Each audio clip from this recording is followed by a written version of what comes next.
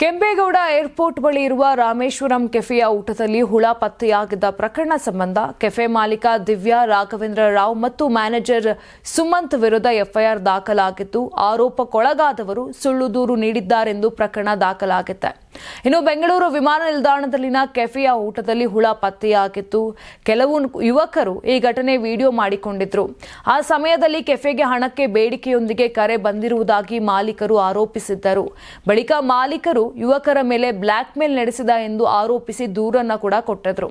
ಆದರೆ ತನಿಖೆಯಲ್ಲಿ ಯುವಕರು ಬ್ಲಾಕ್ ಮೇಲ್ ನಡೆಸದಿರುವುದು ಸಾಬೀತಾಗಿದೆ. ಈ ಹಿನ್ನೆಲೆಯಲ್ಲಿ ಯುವಕರು ತನ್ನ ಮೇಲೆ ಸುಳ್ಳು ಆಪಾದನೆ ಮಾಡಿದ ಪ್ರಕರಣದ ವಿರುದ್ಧ ಏರ್ಪೋರ್ಟ್ ಠಾಣೆಯಲ್ಲಿ ದೂರನ್ನ ದಾಖಲಿಸಿದ್ದರು. ಇದರಿಂದ ಕೇಸ್ ಸಂಬಂಧ ಮಾಲೀಕರು ಮತ್ತು ಮ್ಯಾನೇಜರ್ ವಿರುದ್ಧ ಎಫ್ಐಆರ್ ದಾಖಲಾಗಿದ್ದು, ಪೊಲೀಸ್ ತನಿಖೆ ಪ್ರಗತಿಯಲ್ಲಿ ಇದೆ.